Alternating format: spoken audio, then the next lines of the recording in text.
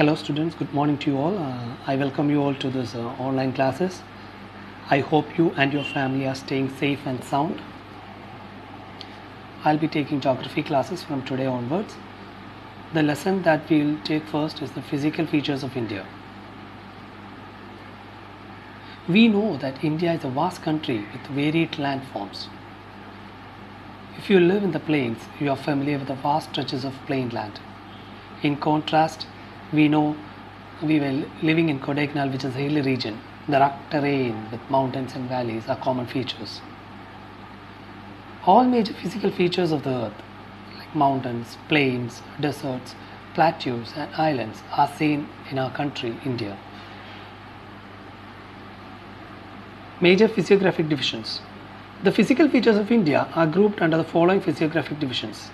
The first one is the Himalayan mountains, the northern plains, the peninsular plateau, the Indian desert, the western Ghats and eastern Ghats, the coastal plains, the islands.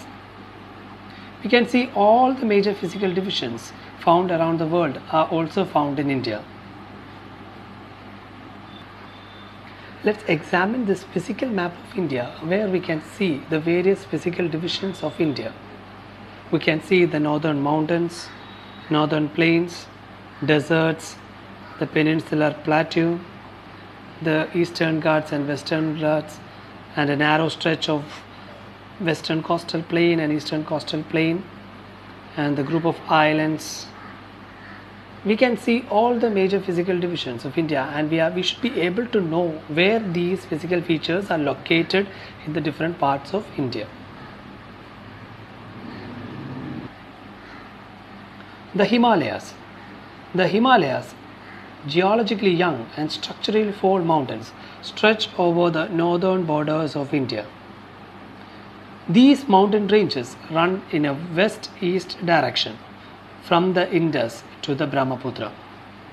The Himalaya consists of three parallel ranges in its longitudinal extent: the Himadri, the Himachal, and the Shivaliks. The Himadri is also known as Greater Himalayas. Himachal is also known as Lesser Himalayas. The northernmost range is known as the Great or Inner Himalayas or the Himadri. It is the most continuous range, consisting of the loftiest peaks with an average height of 6,000 meters.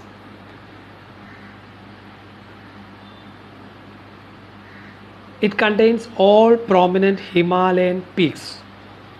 The folds of the Great Himalayas are asymmetrical in nature. The core of this part of Himalayas is composed of granite. It is perennially snowbound, and a number of glaciers descend from this range. The range lying to the south of Himadri forms the most rugged mountain system and is known as the Himachal or Lesser Himalayas.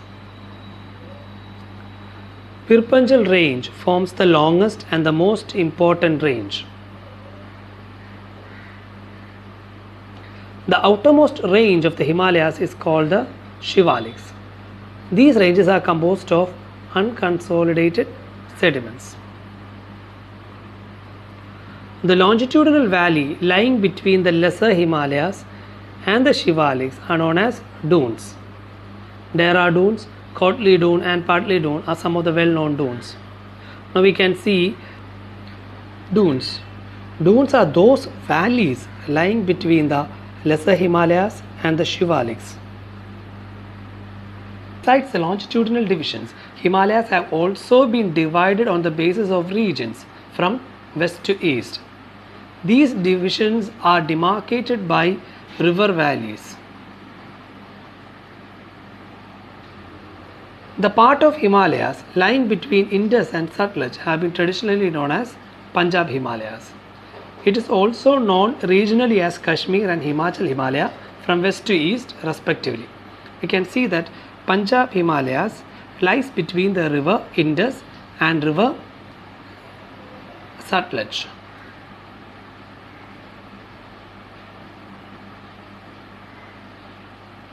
The part of the Himalayas lying between river Satluj and Kali is known as Kuman Himalayas.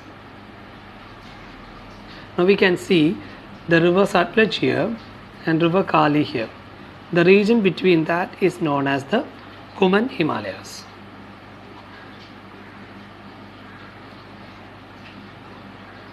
The Kali and Teesta rivers divide the Nepal Himalayas. We can see river Kali. Now we can see river Kali and river Teesta. Between that lies the Nepal Himalayas.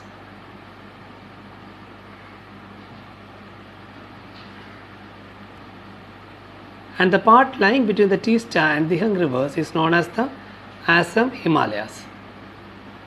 Now this is Teesta and this is Dihang. Between that lies the Assam Himalaya. Between river Teesta and Dihang lies Assam Himalayas. The name of Brahmaputra in Arunachal Pradesh is Dihang. The Brahmaputra marks the easternmost boundary of the Himalayas. You can see river Brahmaputra marking the easternmost boundary of the Himalayas. From here it bends south beyond the Dihang Gorge. Now what's a gorge? Gorge is a narrow valley between two hills. Okay. Now beyond the Dihang Gorge, the Himalayas bend sharply to the south and spread along the eastern boundary of India, which is known as the Purvachal, or the eastern hills and mountains. The Purvachal comprises of Patkai Hills, Naga Hills, Manipur and the Mizo Hills. The northern plains. The northern plains have been formed by the interplay of three major river systems: the Ganga, the Indus and the Brahmaputra, along with their tributaries.